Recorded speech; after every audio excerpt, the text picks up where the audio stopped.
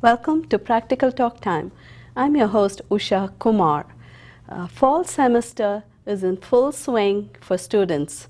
I know that there are children going to elementary school, middle school, high school, and for them it's a new year, and they're already a few months into the new year. But I want to talk about the case of bullying and what it does to some children and also to parents and families. And to discuss this topic, I have here with me Debbie Berman and Kelly Mullins. Debbie Berman is a teacher. She's a special education teacher and also a parent advocate to prevent bullying in schools. And Kelly Mullins is a program manager of education and community outreach at Women's Center in Danbury. Debbie, welcome to the show. Thank you. And Kelly, welcome to the show. Thank you, Usha. Nice to be back. I'm so happy to have you both here today. Kelly has been here a few times before, so she's no stranger to our show. Many and times. we have discussed very important topics, right? And you know, in terms of domestic violence and abuse and sexting and internet predators and all kinds of interesting topics. And but I'm so happy to have you here, Debbie, because you have gone through some challenges, you know, that your child faced because of bullying in schools. And this topic is not being addressed enough, you know. People just think, oh, it's just part of growing up. Oh, it's just part of the school system. Just put up with it and grow up. But it's not the same today, right? You know, with all the instant messaging and instant internet information, anybody can say anything about you, which may or may not be true, and can really have you know, big ramifications and repercussions. And so it's very important for all of us to know what this can do to a child and what it can do to families. Absolutely. And so I'd like to know a little bit about your advocacy. Well, it started from an unfortunate circumstance. My daughter Alexa was 14, and she was bullied in her 8th grade year at middle school. And she had some very, very good friends who just decided to, it was like an involved story, but they decided to kind of like just give her the boot that year. And it just devastated her. If I may ask, what kind of bullying was it?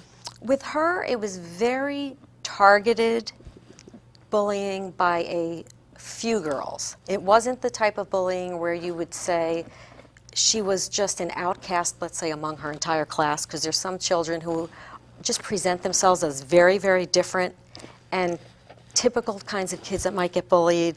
You know, you might see kids who are so different where they're very much overweight. They're not good students. They may be special education students, some students who, you know, are gay. Those types of categories which we always see, that was not Alexa. She was very bright. She presented herself actually most of the time as very happy, and she could get along with teachers and have great, you know, discussions with them. She was a fabulous student. So it's not somebody that you would typically think of as somebody who would stick out and would be in a teacher's mind that would get bullied. So she doesn't fit the profile of a child who would get bullied. She didn't fit the profile. But I will say to you, just, you know, as her mother, she was different though. She would never fit into that very large crowd of very popular children.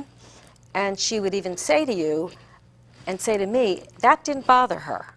She would rather have a very small group of friends that she really could trust and that she really could be very close to than have a large group of friends who had very superficial relationships with. So in that sense, she was a little more mature than other kids, and she had a very, very close friend, and that friend was taken away from her in 8th grade, and that is really the heart of what just devastated her. But it did escalate to cyberbullying, and it got to the point where it just, you know, she would go home and she couldn't get away from it. Yeah, cyberbullying was another topic that we addressed about a year ago, I believe, or 2 years ago. Right. And maybe it's time to revisit and have some of those shows back on. Well, unfortunately, we do have to keep looking at this cyberbullying because it continues to escalate, and as the technology increases, and let's face it, the younger generations know far more about technology than we do. So they are advancing much quicker than we are. Unfortunately, they can use technology, they know how to disseminate information, but they don't know how to control it, or they do not know how to be responsible with it. And that, I believe, is the duty of adults to teach them that. Now, I would say in her case, it's not like it is, I mean, this was 4 years ago. It's not even like it is today where instantly you just send out a message and it goes out to thousands of people. With hers, it was more they were doing that instant messaging back and forth. And so these girls that were throwing her basically out of their group would put online all these things that they were doing and not including her in. I see. And then they would also just write back and forth to her, you know, you need to do such and such if you want us to accept you back into our group, and you need to apologize for this, that, and the other thing. And I feel that doesn't stop in the middle school. I see a lot of adults engaging in that. yeah. Right. I see people socially engaging in that. I try to keep myself out of those groups. Sometimes you can't help it. And I think it's time to address that too. Yeah, and I'll tell you, recently, because adults themselves don't know that, how are they going to teach their children? it's What happening kind of with example teachers are there? Yeah. as well. We were talking in school that parents are starting to do that about teachers. I And see. it's going out in a quick minute. You know, so-and-so did such and such to my child today, and what do you know about this teacher? Yes. And it gets to the point, it's kind of dangerous. Yeah. I want to know, in your experience of trying to be an advocate for bullying prevention, have you rallied around with other parents that have had children that were bullied? And if so, in what age group do you see that, you know, most prevalent? I would say, I mean, we kind of reached out to organizations that do, I guess, have support groups for us. We haven't, and I don't know if we even mentioned that my daughter did take her life. So it's very hard because her age, she was only 14. There's not that many people around who have lost children that young. And we do go to a support group. And so we found some, but I can't say that it all was due to bullying.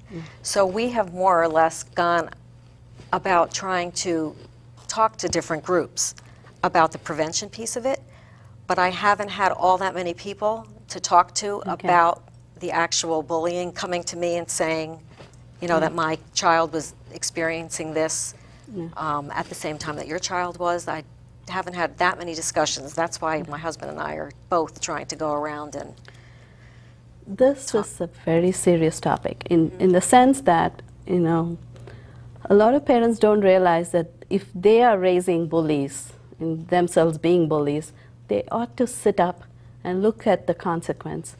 You said your daughter took her life because of this bullying. And that is a terrible, terrible thing to happen because they are victimized once by their fellow beings, whether it's classmates or others in their environment. But then again, because they don't have support. Right. They don't have a voice and they feel helpless, and that's why they do this, right? Take their own lives. She did it 3 days before she was to begin high school. And, you know, the only thing that we, you know, could try to put together was that she did not want to go to high school. And she did not want to go to high school and have those experiences repeated. Okay, did you try to tell her, okay, I can take you to a different Oh, school? yeah, we looked or we'll address it, go Oh, to yeah. the educators? She knew that she had the option to go to Danbury High School, actually, because we really felt that they had such a diverse population. It was such a much larger school that she really might find a niche there that she could fit into more, and she was given that option. Oh, and where she did you live? I chose. mean, where did she go to school? She went to school, she's a Brookfield. Which town? Oh, in We live in Brookfield. Oh, I Brookfield, and see. she chose to stay there. She was given the option of going to one or the other, so it was her choice to stay. And then somehow over the summer, she just went into a depression that kind of spiraled out of control that she wasn't really telling us so much about. She had gone away to camp for the summer for a month, which we thought was a really good thing to kind of get her away from what happened to her. And also at the end of 8th grade, she did seem to be healing as well. She had made some new friends, and she was very involved in dance. She was very involved in the school play.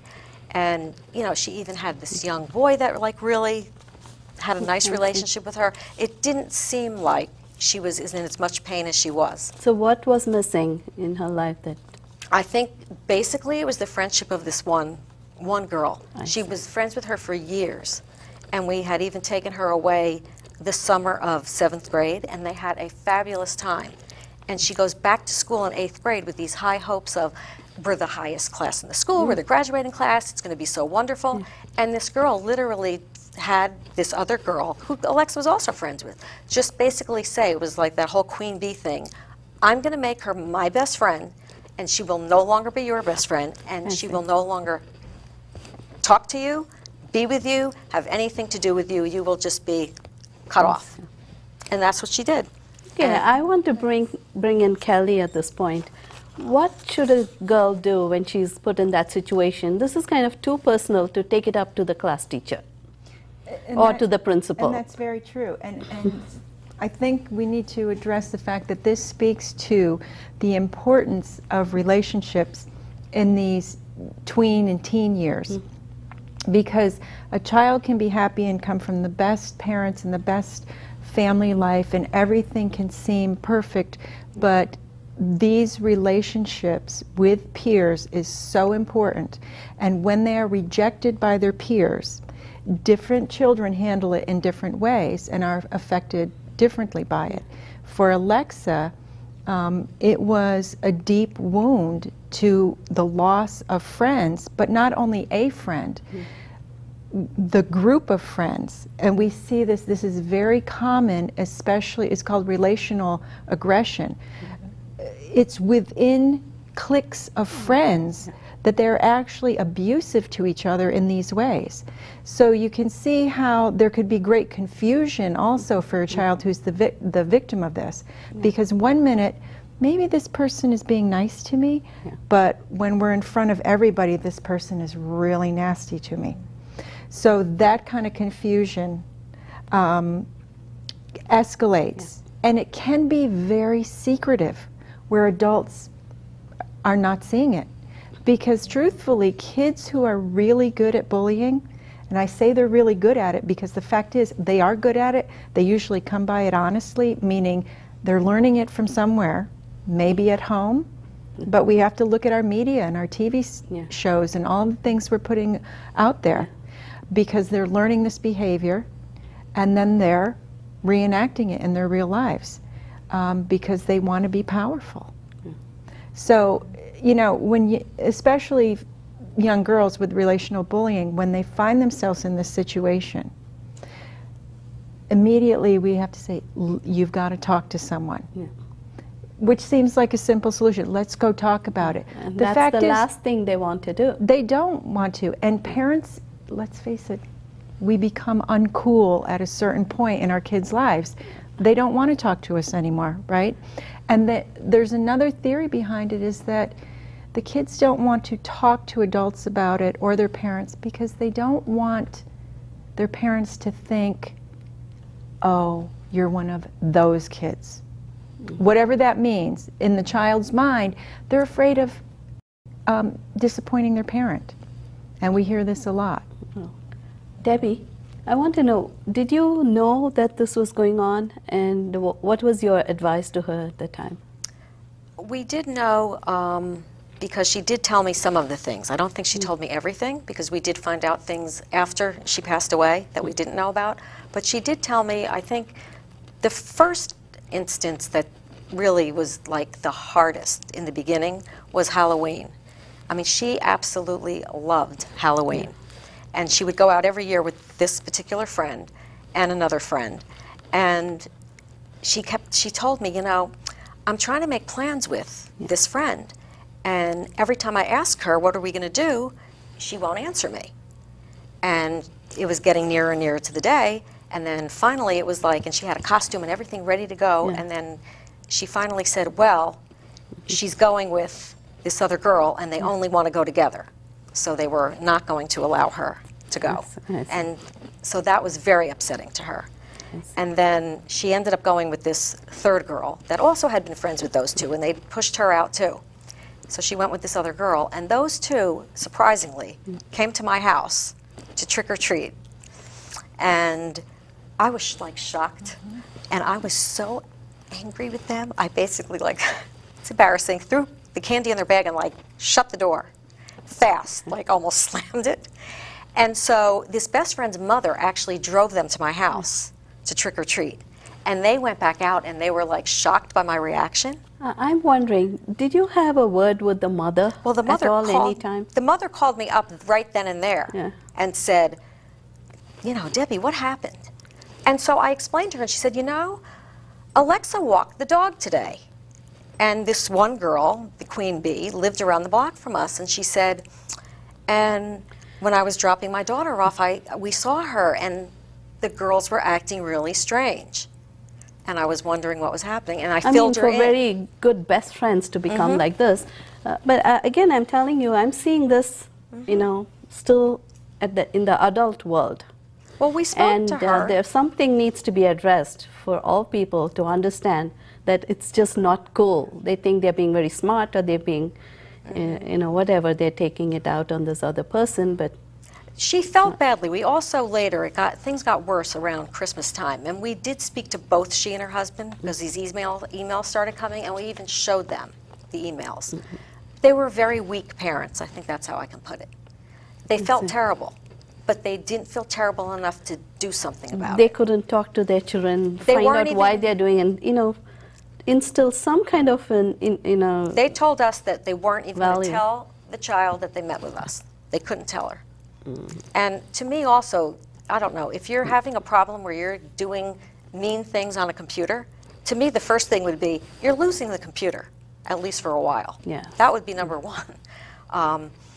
No, they were just, the mother felt bad. She'd occasionally call me to see how Alexa was doing, but didn't dissuade the girl from keeping on the friendship with the other girl. And no, but you also can't make somebody be friends with somebody else. That is true too. But what we can do is kind of sit with the children, you know, the child, and say, hey, you know, this person is not all that you think she is. You know, there are so many other good friends here. I'll show you. I'll point you to some others and introduce you to some others that you can be friends with.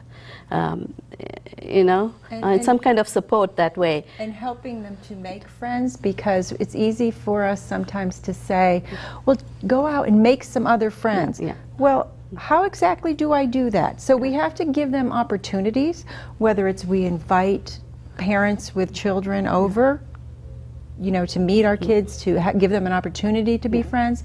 But it's also that we have to help them to build their self-esteem, help them to find other interests. But we never, ever want to belittle the pain that they're in. Because this is real to them. It is severe, and it's painful to them. You know, through our eyes, once we're grown up and we're saying, oh, we're thinking to ourselves, it's going to get better, it's going to get better. To them, or it's so easy to say, oh, just ignore this person. It's so easy to say, but it's very difficult for that child when she's facing that other person every day in class and school and with everybody else. That's true. Is this also prevalent among boys? Yes, absolutely. There is a lot of bullying among boys. There is a relational bullying among boys, but it tends to be many times a little bit more of the physical. You know, the old-fashioned kind of idea of one boy holding another up against the locker. That continues to happen, but it's also making fun of someone who doesn't ridiculing, calling them names. Yeah, who isn't as big as the other boys, or as, you know, strong, or doesn't play on the football team. That kind of teasing and excluding, that happens as well. What can one do, you know, whether as a parent or as an educator, to stop this kind of bullying? Because somehow I feel all the bullies are let go scot-free. You know, they don't even get a slap on the wrist, as far as I'm concerned. And that's how we got all this Columbine and all these other cases where the victims then turned around and they couldn't take it anymore, and then they go and shoot down other people. Well, and that's very true. There's a great deal of evidence that shows that some 90 to 95% of these school shootings, the shooters have been severely isolated and victimized. They've been bullied horribly. Now, this is never to say that what they've done is correct, but some students, they turn it to the outside, they do something violent. Other students, like Alexa, she turned it inside. Yeah. And really, these are all kids who are in horrible pain. What can be done to stop this bullying? Well, a couple of things. I mean, first of all, we've got to have the laws, which Debbie and her husband, Alan, advocated for and fought for, to have new bullying laws in Connecticut, which we have. They're stronger laws. When were they passed? It was, I think it was March. This year? It was last year. But they already did have laws, you know, bullying laws on the books. They weren't really being followed, I would say, to the letter. And they weren't that strong, and they did not include the cyberbullying. So now it's actually an updated version. What did it include before? It had, you know, your general, if an incident is reported and if, you know, somebody did. There was exclusion in there, but it really was more of the physical violence and... Oh, more of physical violence. Yeah, but there was wording in there in terms of exclusion and things like that, and, you know, saying things that were verbally not, you know, just not appropriate. But I would just say that it seemed like in every school handled it differently.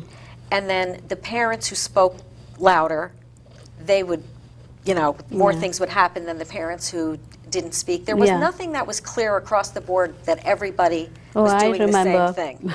Having my son in school. Granted, you know, he was such a happy, jolly boy and quite rambunctious at times and everything, but still there were times when others bullied him because of the cultural differences or racial differences, whatever it was. And oftentimes he would never tell us. I never knew. I only came to know through other people, but never, because he didn't want to be a tattletale. Well, that's the thing too, the retaliation piece, and that was true with Alexa also. And we even had her in counseling. And I mean, the counselor was wonderful with her. And we even asked her at one point, do you think that we should, like, call the parents, have more dialogue? And she even said at that time, I think it will make it worse for Alexa. That's another thing. That's what we as parents thought, that if we intervened, we knew which boy did what, but if we intervened, we thought it would make things worse for our child in school. So we tried to tell him, you know, we all faced that when we went to school. There were always bullies. You have to stand up to them or ignore them and everything. Still, I think that, like you said, you know, the louder parents get heard, and those of us who keep quiet, we don't get heard. At one point, I went, I think, after several years of this happening in different, you know, in elementary school and middle school, I asked the principal, what shall I do? Because I don't want to even take it to the class teacher. I just went to the principal and said, this is what is happening. What do you advise? And she said, your son is a big size. I mean, he's a good size for his age. If any kid tries to come and punch him, you know, ask him to punch him right back. Let him kick back. I said, you know what happens usually when one kid hits him, and this is because it's boys. Girls act differently the way they did to your daughter, but boys are different. And so this lady said, you know, kick the boy back. And I said, you know, I said, I would teach my son that, but what will happen is he's the one who will get punished. Because when that guy hit this guy, nobody watched. But when this guy gives back, that's when everybody watches and they'll report and he'll get suspended or, you know. So this time I said, if you can guarantee that my son will not be punished for hitting back, then I'll talk to my son. That's what this law will change, though, because now everybody will have to follow the exact same mandates in the school. And the other thing, though, that I think is important to bring up, I went to a workshop recently that was brought into our school where there's a woman named Joanne Freiberg, and she's hired through the State Department, and she's like the leader of the climate in the in the entire state of Connecticut, and she goes around and she does all kinds of seminars. And she was telling us that you have to be careful because not every situation is bullying. And she goes, if every single behavior is reported, then if everything is bullying, then nothing is bullying. It diminishes what bullying really is when we call everything bullying. So you have to, no, you're right, and you have to be careful. Because she would always distinguish between there's mean behavior and there's bullying. And so we need to learn. And on that spectrum is also, there's also conflict, everyday conflict, which kids will have. And in a conflict, they may call each other a name, but that is not bullying. And so, one, we've got to teach kids how to conflict in a healthy way. We've got to help kids understand that meanness is absolutely unacceptable. And this law includes mean behavior and bullying. Bullying is a pattern, so it's happening over and over again to the same student, either by one student or a group of students. And it could be harassment, it could be physical, relational, any of that. So this law helps to address that a little bit better. Oh, thank you, Kelly. Debbie, I'd like to know how you went about, getting some law passed, and what exactly are the, details of this. We only have a minute, so maybe I'll give you 30 seconds because I need to finish up. We just happen to have a very good friend who's very involved in politics, and he was able to set us up with some of the politicians who were writing the laws. And so the first step was he got us to be able to speak to them in person and go up to Hartford while they were drafting the bill. So we put a little bit of, what we felt was good in the bill and what other things we thought might belong in the bill, and they did listen to us, which was very nice. And then once the bill was ready to, be voted upon, they asked us to give testimony. So I was able to give testimony, and just before the whole education committee. And they did tell me that they thought they were going to be in for a real fight, and they told me that that testimony swayed it to get passed. Well, thank you, Debbie, and thank you, Kelly. You're welcome. The thing is, it's very sad that it took Alexa's life to make the few changes that have been made in the bullying laws. And that's a very costly way to do these things. People need to figure out that this is not acceptable, and laws are not enough unless they are enforced. So, and at the educational level, I hope schools will, take better idea of these things and watch these more closely and help the students that are being bullied. Okay, until next time.